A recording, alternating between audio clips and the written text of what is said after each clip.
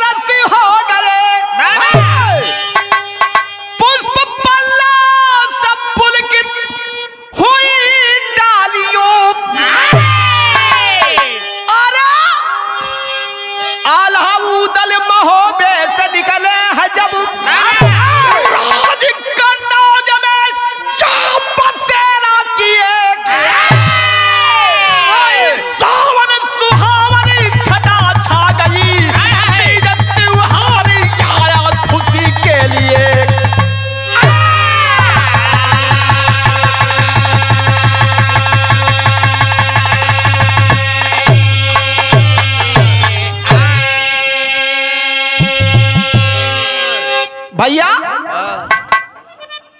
आल्हा उदल इंदल महोबा छोड़ के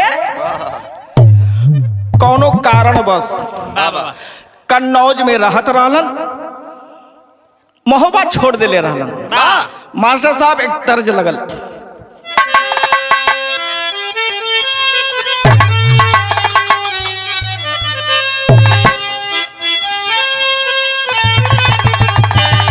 वाह भाई वाह।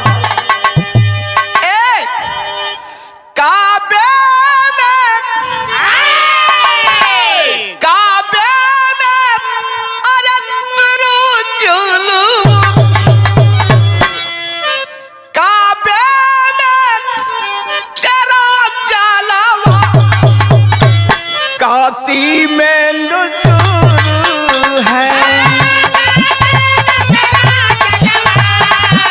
काशी में नजारा है, काशी में नजारा है।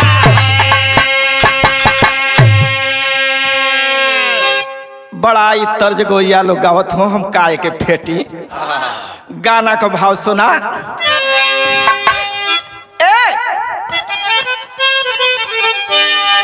माता के साथ अरे कनक है भगो, माता के साथ कनक है भगो, जहर होता जवानी में।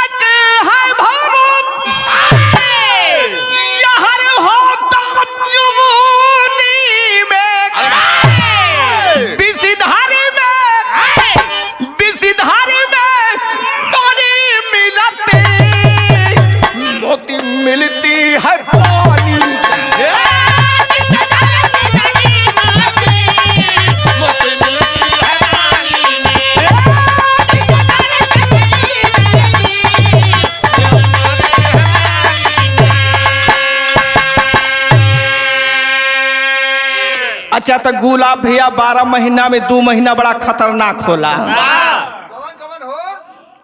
मर्दन बदे फागुन, मेहरान बदे सावन।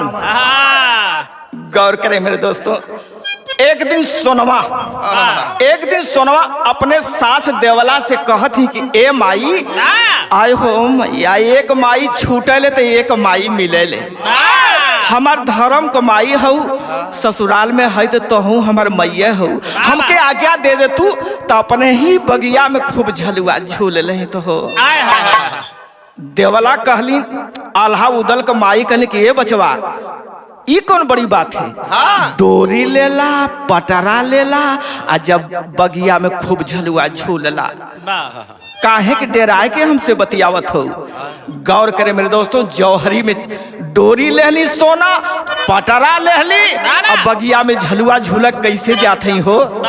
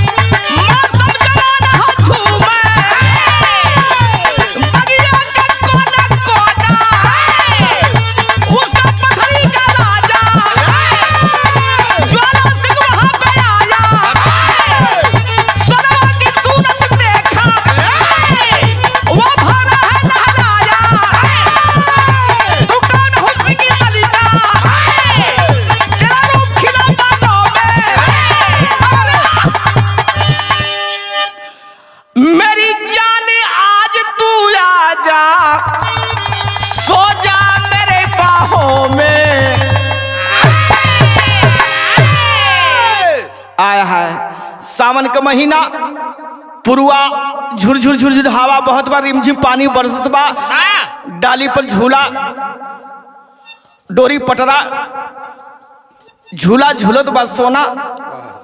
उसी रास्ते से पथरी गढ़ का ज्वाला सिंह जा रहा था। बाबा जब गीत सोनवा का सुनलस ज्वाला सिंह तो कहलस कि आय हो मैया, इतना बढ़िया सुंदर गीत लगत बा, गावे वाली जेकर गीत इतना बढ़िया बा हो तो गावे वाली कितना सुंदर होई। ज्वाला सिंह बगिया में चला जाता है, देख रहा है कि एक मेहरारू यानी कोई लड़की झूला झूल रही है। आया है एक ठे तर्ज गुलाबिया लगल हो।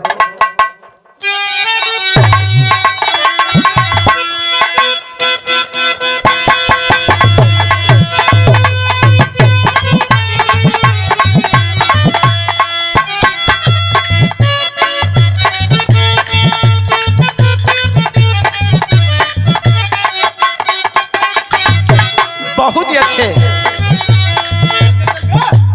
चूड़िया चट चट तोड़ला हमारी, चूड़िया चट चट तोड़ला हर नरमी कलैया मडोर के नाम मनबा ये राजा जी।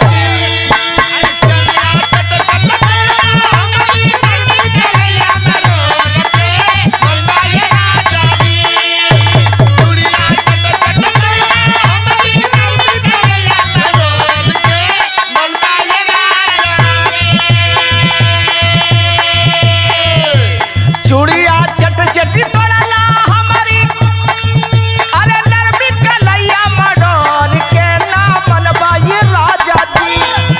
अरे खाटी कपाटी तोड़ के नाम मनबा ये राजा जी।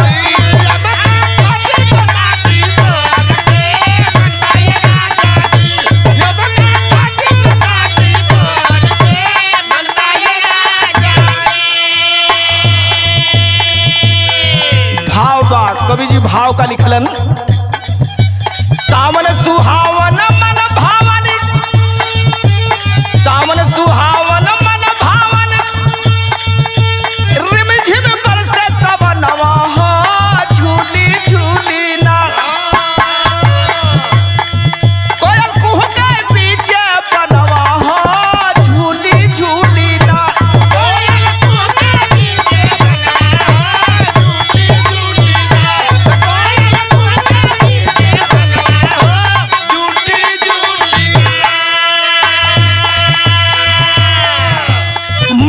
हियरवा देखी गजरवा लुभायल भवरवा हो झूली झूली ना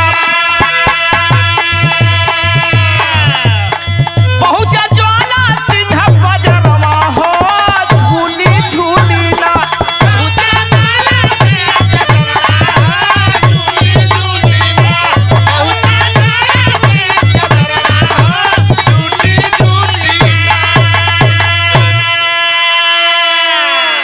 बाप रे बप्पा गीत सुन करके ज्वाला सिंह कहीं जा रहा था आया है लौट जाता है बाबू बगिया में जहां सोनवा झलुआ झूल रही थी बाबू। आए हो मैया जब सोनवा की ज्वाला सिंह देखलस कलश 12,000 भगवान फुर्सत निकाल करके सोनवा के सांचा में ढलले रहे हो। इतना सुंदर सोनवा रहल आया है सोनवा के नजर पड़ल ज्वाला सिंह बगिया में कल से आए हो मैया हम अकेले में हरारू बगिया में आ हमरे बगिया में मर्द हम अबला जात करब का आया है ज्वाला सिंह कलश की मेरी जान का कलश एठे तरज लगल मार साहब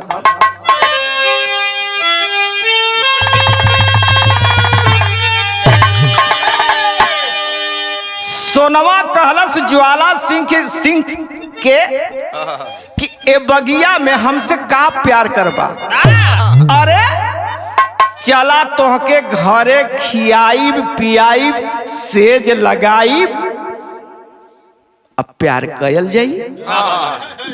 ज्वाला सिंह सोचे लगल कि चला कोनो बात ना है अरे यहाँ ना तो वहाँ ए बाबू सोनवा कलश के हई डोरी लेला पटरा लेला आगे आगे चला हम पीछे पीछे आपके चली। ज्वाला सिंह मगन बा कलश डोरी लेलस पटरा लेहलस कपारे पर आगे आगे चल देहलस। आ जब आल्हा उदल का मकान जब पड़ल सोनवा जब देखत बा कि ज्वाला सिंह जात बा हमरे महल के सामने आ तब से कलश वही रुका डोरी पटरा रख देहलस। ज्वाला सिंह जब रख दे ना तो एक पड़ाका एक गाल पर एक पड़ाका अरे बाप रे बप्पा उसी समय ज्वाला सिंह किया क्या बाबूजी एक ठे तर्ज लगल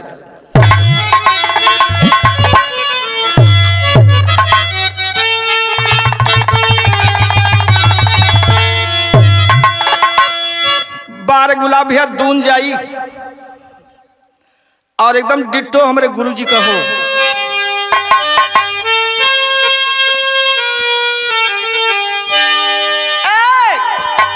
पिया परदेसवा ये ठानी नहीं हो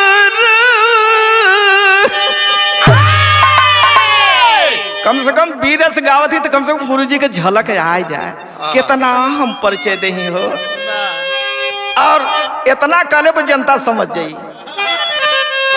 कैसे गावे पिया परदेसवा ये ठानी नहीं हो अरे भसरू सुतला मचान पे हम बिकाई गईली कबीरा पान पे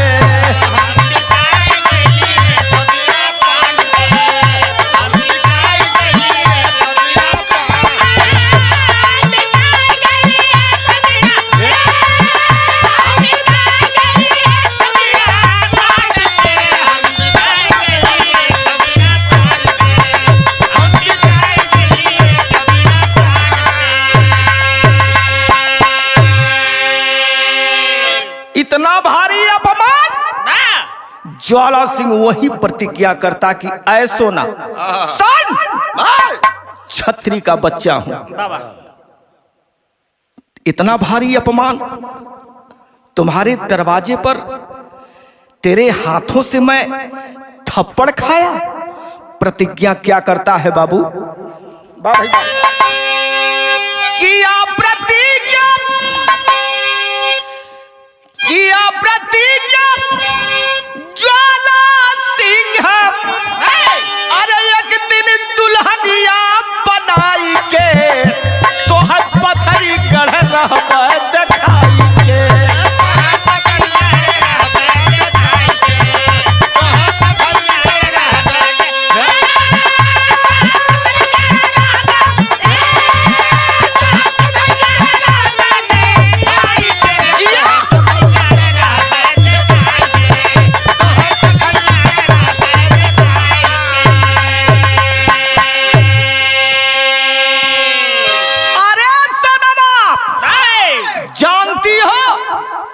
पथरीगढ़ एक दिन दिखा के रहूंगा, एक दिन अपना दुल्हन बना करके छोड़ूंगा, एक थप्पड़ का जवाब तुम्हें दे करके रहूंगा।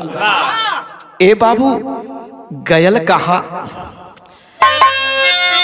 बड़ी जादूगरनी जदुआ चलावे, आई ज्वाला सिंह फेदवा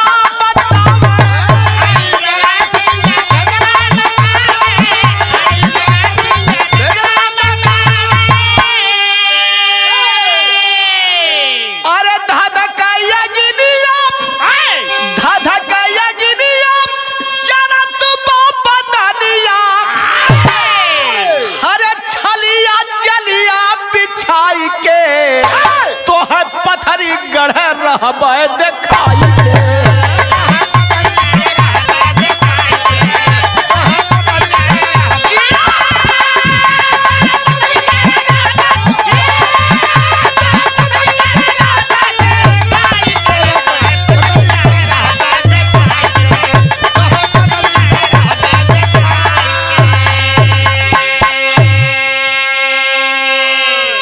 प्रतिज्ञा करके ज्वाला सिंह चल देता है बाबू। एक जादूगरनी रहल, बड़ा तेज जादू चलावे। वो जादूगरनी ज्वाला सिंह को अपना धर्म का बेटा मानती थी मेरे दोस्तों। अरे ज्वाला सिंह जाकर के जादूगरनी के सामने दोनों आंख से आंसू बहाने लगा बाबू। जादूगरनी कलश की करे, अरे हमरे रहते ज्वाला सिंह तेरे आंख में आंसू? ज्वाला सिंह कहलस कि तोहरे रहते आंख में आंसू गिरत हो जानत हो। अरे सोनवा का थप्पड़ भुलात ना, हम प्रतिज्ञा कैले है कि एक दिन सोनवा के अपन दुल्हन बनाई और तोहरे बल पर बनाई। जादूगरनी कलश गौर करे मेरे दोस्तों, सोना सोई थी और जादूगरनी जादू के बल से सोनवा के ज्वाला सिंह के महल में कह दिलस। और सोनवा के जब नींद टूटल हो तो अपन घरवा ना देखात बा ये बाबू, दूसरे के घरवा देखात बा। आय हो मैया, सोना लगल सोचे कि हम कैसे यहाँ आ गईली। अचंभित हो रही है मेरे दोस्तों। एक गुलाब भैया एक ठे तर्ज लगल हो।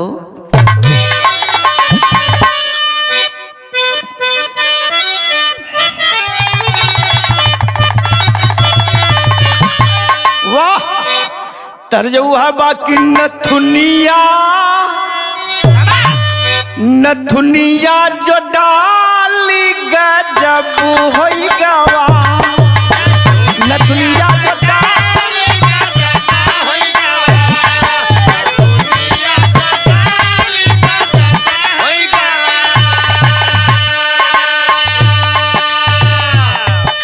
गौर करे यह तर्जबा भैया, लेकिन हमारे कवि जी भाव का लिखलन। जब ज्वाला सिंह अपने महल में आता है बाबू तो देखता है सोना को मेरे दोस्तों, कितना कल्पना में डूब जाता है बाबू। उस दिन का थप्पड़ याद है ज्वाला सिंह को। गौर करें, ज्वाला सिंह महल में है आया, अपरिचय दिया समाचूर पाया।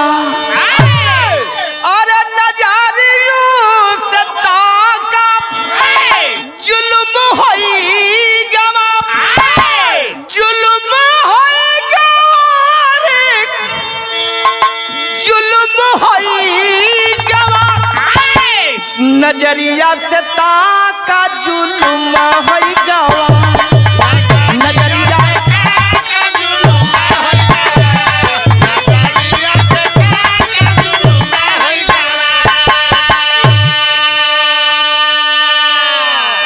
ज्वाला सिंह कलश आओ मेरी जान, आओ मेरी जान, आ जाओ। सोनवा कलश की अब मर्यादा हमार चल जाई। ए भैया देखा हो औरतन के बड़ा बुद्धि होला। सोनवा कलश की अब हम का करी, कुल का मर्यादा चल जाई। अब हमारे इज्जत ज्वाला सिंह लूट लही बाबू। एक गणित तुरंत गणित लगा दिया मेरे दोस्त सोना। एक गणित खेलस का कलस, ए ज्वाला सिंह, ए ज्वाला सिंह, कौनो बात ना है, हमारी इज्जतिया तो लूटी लेबा, लेकिन एक शर्त है, सोनवा कहीं मैं बनूंगी तुम्हारी। अरे सोनवा कहीं मैं बनूंगी तुम्हारी, मगर 7 माह राखूं व्रत को धारी। अगर बीच में ज्वाला करोगे छेड़खानी, खा के जहर तद्दूगी जिंदगानी। बनका गीदड़ जाई किधर। ज्वाला सिंह सोचत मन मने मन की बनका गीदड़ जाई किधर। जरा सुनू, सोनवा इतने कहलस कि हमके 7 माह व्रत राखब, 7 माह व्रत राखब। जब 8वां महीना आ जाई, ए जी चाहे हमके दुल्ही बनाए के रखिया, चाहे दासी बनाए के रखिया। ज्वाला सिंह करस की कौनो बात ना है। ए सोना, हमारा हर इच्छा पूरी करबू तो तोहर एक इच्छा ना पूरी करबो। आए हो मैया। सोना 7 माह व्रत राखे लगल। आए हर ज्वाला सिंह 7 माह का इंतजार करत बा। ए बाबू अब वहां का बात सुना हो। आल्हा उदल इंदल सोनवा के बौखलाए बौखलाए खोजत हुआ। आए हो बप्पा, बौखलाए बौखलाए खोजत हुआ। तर्ज लगल, तर्ज भबा।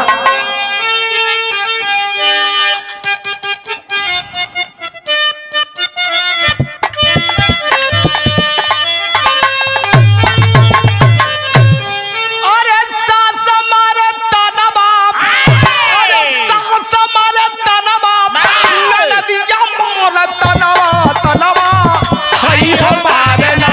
अरे तनवा हई हो मारे ना, हमरे आज के बिटिहनी तनवा हई हो मारे ना।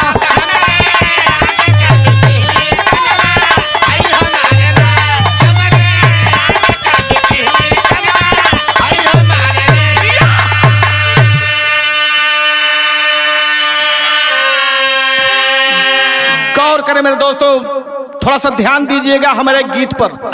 कैसे खोजत हुआ। अरे यार है और उदल खोजे, यार है यार उदल खोजे।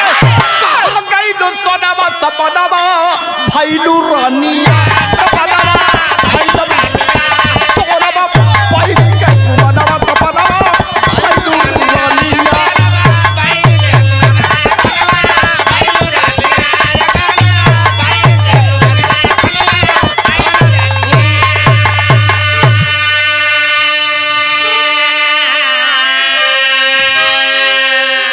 बागवाली बात ज्वाला सिंह का हम सुथिया, नाच लगी क्रोध में बाबू उदल गया खिया। अरे फूकुबा नगर तोड़ा, अरे फूकुबा नगर तोड़ा।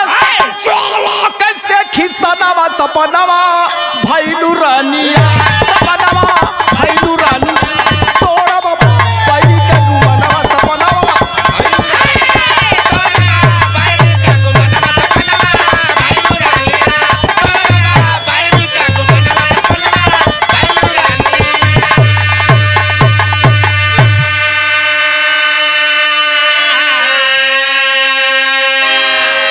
आए हैं मेरे दोस्तों, आला उदल कि कहीं सोना ना मिलली हो, कहीं सोना ना मिलली।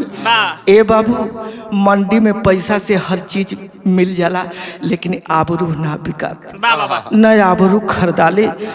आल्हा उदल के दोनों आंख से आंसू झरझर झरझर गिरस। अरे कौने की हिम्मत पड़ गई कि हमरे दुल्हन के उठाए के ले गल।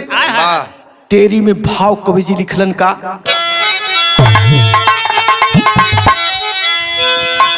अरे कांटों पे चल करत खा जाएगा, नाहर के नैनों में भारी खून की।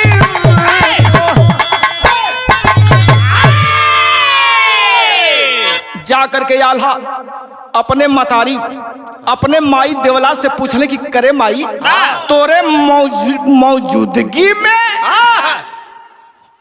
सोना का अपहरण हो गया, कैसन तू ओकर सास रली माई।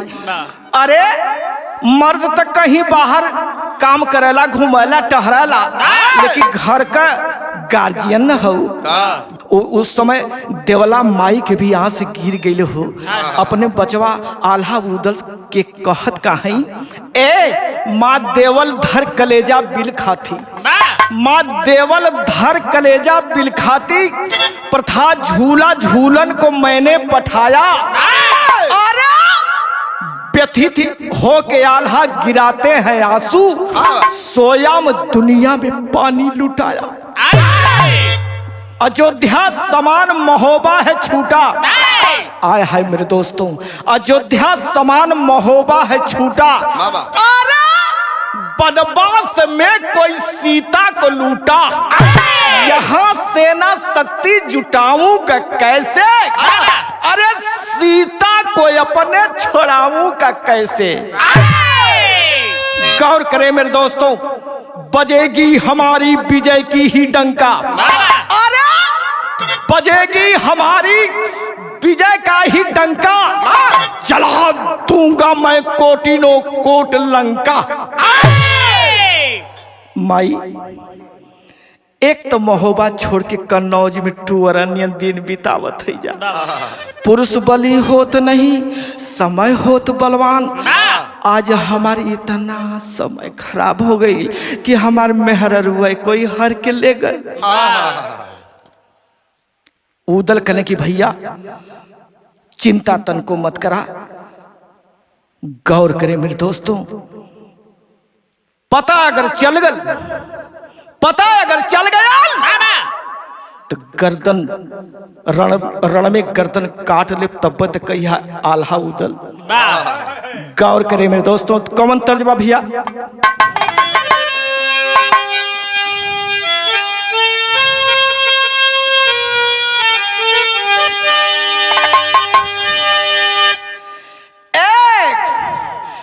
पिया परदेसवा न भावया गुण, पिया परदेसवा न भावया गदवा, अरे बिरही बनल बास चोरिया हो मोरा उड़ उड़ जाला अचरियो।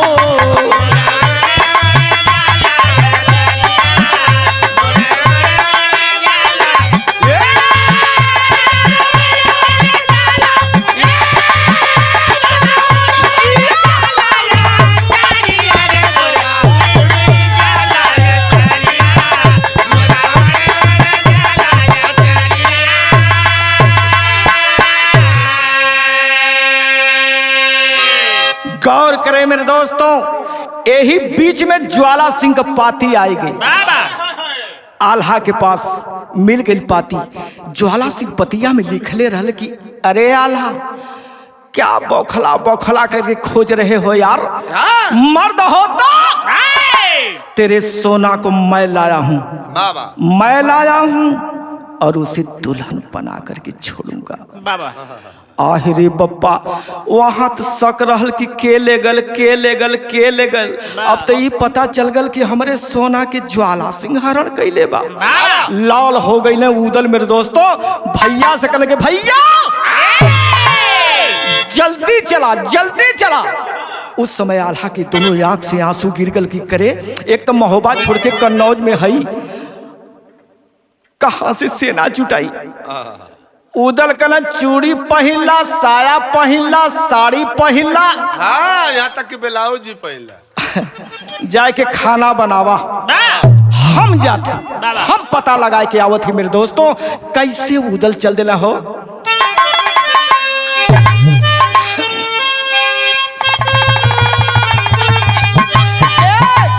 भुजबल के रहता सहाय न पोतियो, भुजबल के रहता अरे सहाय न पतिया, पैरी का काटब मऊरवा देब दलात बहुरवा।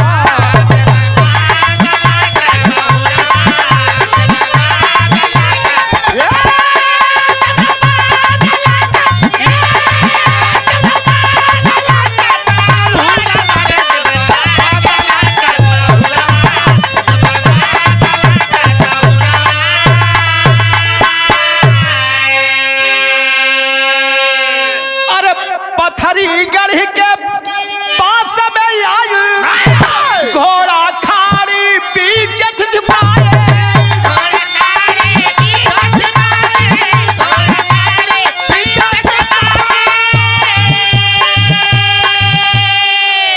ए बाबू उदल उदल किया क्या? पथरीगढ़ खाड़ी पहाड़ के अंदर घोड़ा सारा पोशाक रख दे। सोचल हमारे के ये भेष में जाओ, ज्वाला सिंह पहचान जाएगा। जब पहचान जाएगा तो लड़ाई छिड़ जाएगी मेरे दोस्तों, क्योंकि मैं अकेला हूँ, क्योंकि मैं अकेला हूँ बाबूजी। ज्वाला सिंह तुरंत अपना घोड़ा तेगा पोशाक हटा करके बाबू एक डगरी ले हलम, 1000-2000 चूड़ी ले हलम, एकदम जैसे हिजड़ावा चटके मटके हो आए हो मैया, वो सही उदल चटकत मटकत जात हुआ हो। कैसे जात मन बिरहा का लाइन बताओ भैया। कि पथरीगढ़ के पास में आया घोड़ा खाड़ी बीच छिपाया,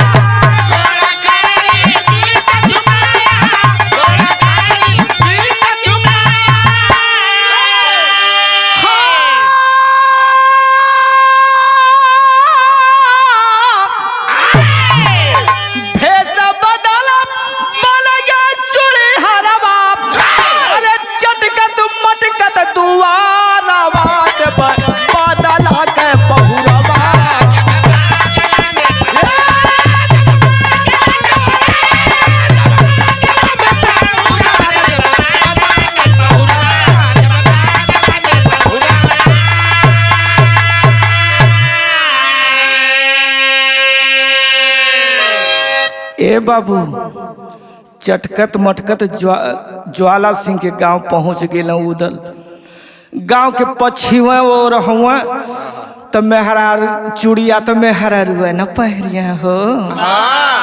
2-4 10 मेहरारू जुटली, कले कितना में चूड़ी बेचत हुआ।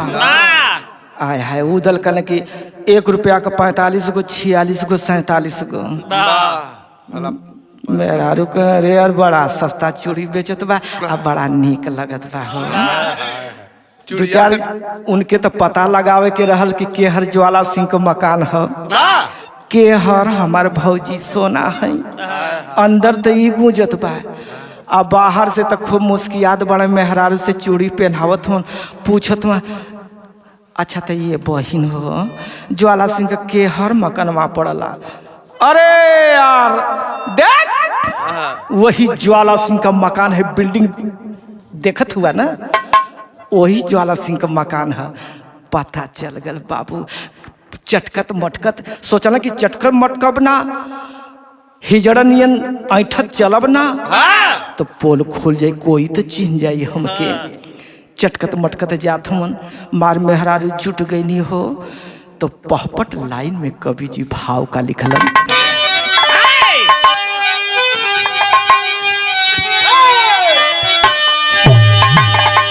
अरे सौदा बेचत चूड़ी लेला हो सौदा बेच उदल तब मुस्काई चूड़ी लेला हो और सस्ते में हम देब काम बनाई चूड़ी लेला हो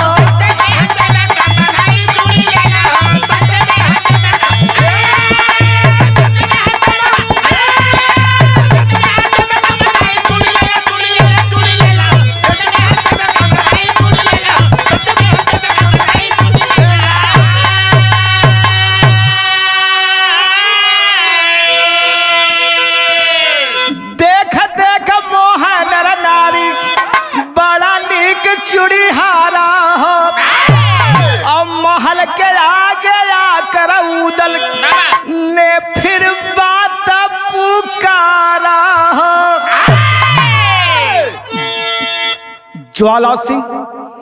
ज्वाला सिंह के महल के सामने जब चटकत मटकत उदल अला हो कल हाँ आज तक गईली लेकिन पता कैसे चली जोर से चिल्लाए कि मेरे दोस्तों का तो है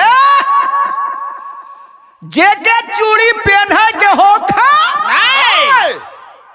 1 रुपया का 56 गो 57 गो 58 गो अरे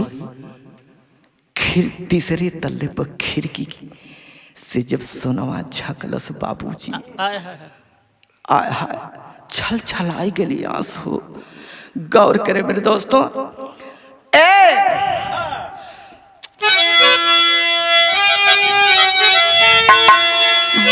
देख मोह नर नारी बड़ा नीक चूड़ी हारा हो और महल के आगे या कर उदल ने फिर बात पुकारा हो अरे सुन के आवाज सोनवा गई बखलाई चूड़ी लेला हो झांकन लगी खिड़की के लगाई चूड़ी लेला हो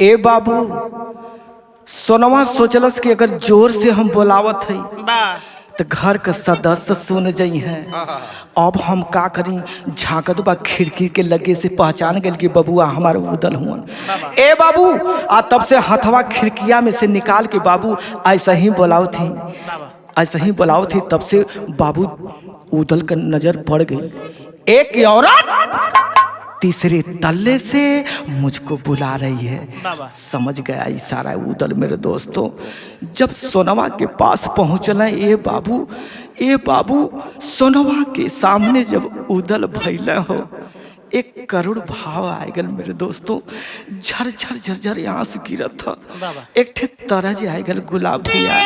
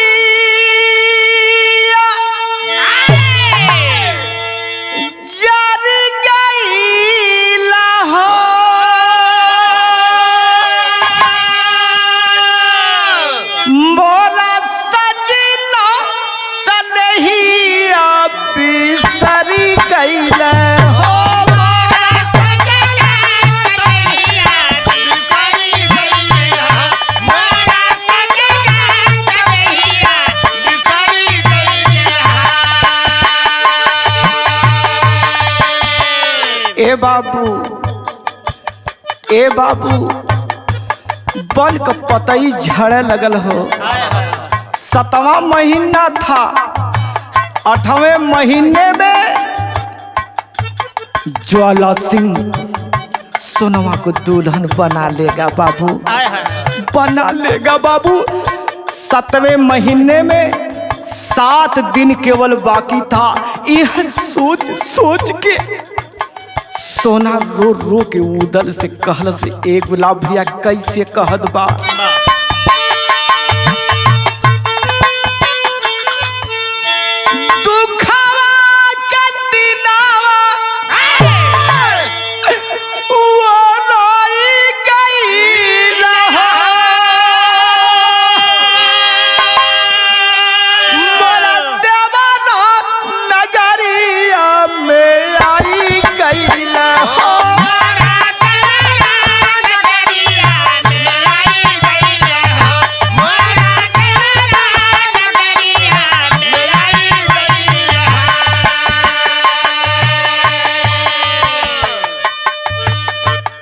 सोनावा महल में बुलाई चूड़ी हरावा, धीरे धीरे रोवली फाटत बाही जरावा।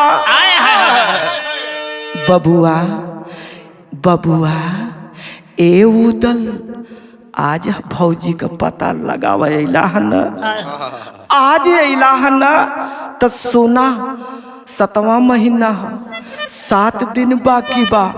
8वां महीना में ज्वाला सिंघम के दुल्ही बनाए ले।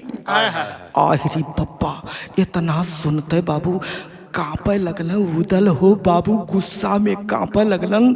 आ सोनवा कहत कबा 7 माह भीतर अगर हमें ना ले जाइबा, बाबूनी के देवारा जियत नहीं पाइबा। हम जान दे दे, जहर खा के मर जा। आल्हा उदल का मर्यादा ना जाए देव उदल, ना जाए देव उदल। कांपे लगल उदल गुस्सा के मारे।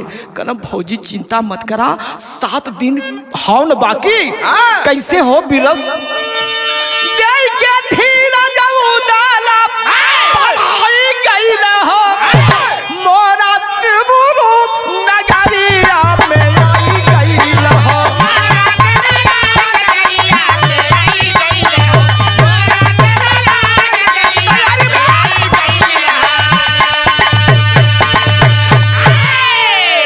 गौर करें मेरे दोस्तों, चल दिया उदल बाबा, चल दिया उदल जाके आल्हा से कलश के भैया बस 7 दिन बाकी हो भैया, 7 दिन बाकी हो भैया, 7 दिन बाकी हो भैया, जल्दी सेना तैयार करा भैया। तब से कपारे पर हाथ धै लेने आल्हा। महोबा में रही जत आदमी का कमी ना रहत रे पगला। एक तो महोबा छोड़ के कन्नौज में है जा के हम कहीं कलश भैया स्वाभिमान के पीछे मर जाना ये मर्दों का काम है। जा जा खाना बनावा, हम अकेले लड़ाई करे जा। मेरे दोस्तों आल्हा का भाव आएगल आए हैं और धाधा के बचलिया जैसे उदल के जियरवा बिरथा जन्म दादा भइल बेटा।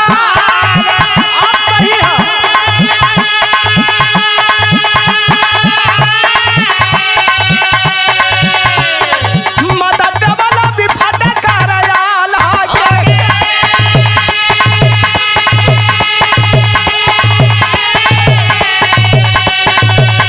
के गोद काहे भइला हसिया।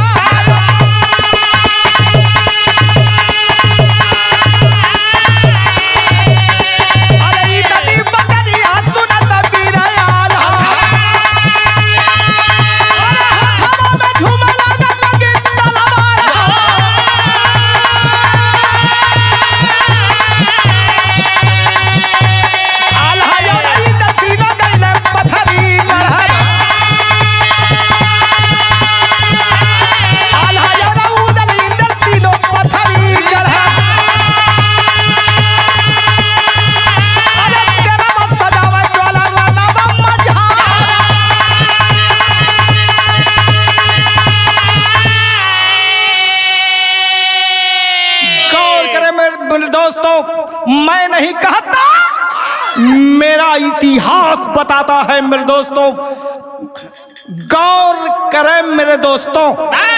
आल्हा उदल इंदल 3 आदमी, उधर ज्वाला सिंह की सेना संख्या में ज्यादा थी मेरे दोस्तों, लेकिन लड़ाई शुरू हो गई। जब लड़ाई शुरू हो गई, ज्वाला सिंह की सेना 20 पड़ने लगी। आल्हा उदल के मुसुक चढ़ाए क्या बांध के बैठा दिया मेरे दोस्तों। ज्वाला सिंह इंदल छटक के भगले दूसरे ओर जाकर के मेरे दोस्तों इंदल मलखान से कहले कि चाचा गौर करें मेरे दोस्तों। तड़पता हुआ इंदल मलखान को खबर लगाता है मेरे दोस्तों, चाचा। इंदल कहा कि चाचा मोहब्बे का पानी पे पानी हो गईलन। मलखान कहला जोर से बोल रे। कहा चाचा नैया सती सोनवा के पड़ल बा मजेदार।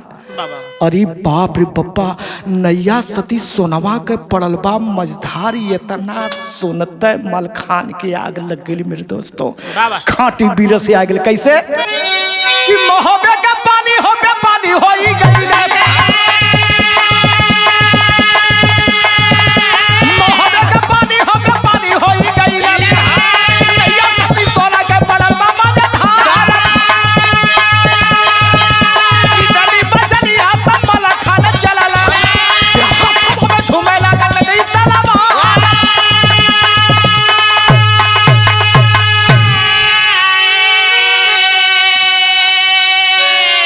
आय हाय मेरे दोस्तों, मलखान पहुँचले हो। मलखान पहुँचले, आल्हा उदल के मुसुक चढ़ा के ज्वाला सिंह बनहले रल छोड़ल। आल्हा उदल इंदल मलखान 4 आदमी ज्वाला सिंह के पूरी सेना के धराशाही कर दिया। अब उन्हीं मम्मा का गर्दनिये काटे के रहल। तब से हाथ जोड़ दिया ज्वाला सिंह, जोड़ दिया बाबू। अंतिम गीत लगल, हम कहबे न करब।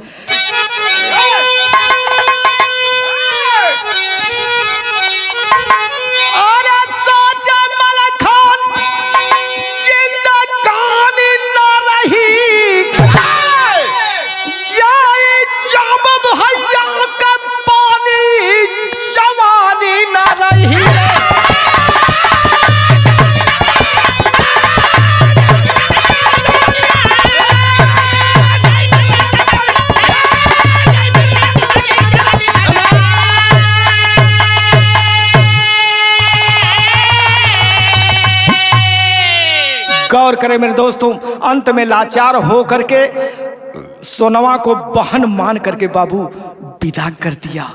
और ज्वाला सिंह अपनी लड़की पंखनी कुमारी का शादी इंदल से करा दिया। मम्मा का जान बच गल। आए हो भैया, दुश्मनी दोस्ती में बदल गई, मिताई हिताई में बदल गया। गौर करें मेरे दोस्तों, सोनवा को बहन मान दिया भेजवाई, अपनी लड़की पंखनी से इंदल लचाई।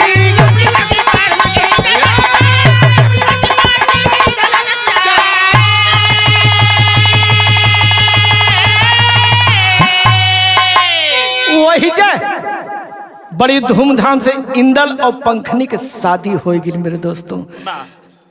अंतिम गीत लगल, प्रेमवा के आगे दुश्मनाई न रही, जब भैया का पानी जवानी न रही।